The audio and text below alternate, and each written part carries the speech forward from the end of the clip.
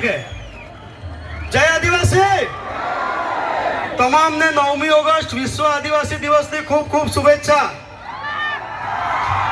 સાથે તમામને એક વાત કહેવા આવ્યો છું. 14/8/2025 ના દિવસે પાર તાપી રિવર લીગ યોજનાની લડાઈમાં ખૂબ મોટી સંખ્યામાં બધાય આવવાનું છે ને? આવશો ને?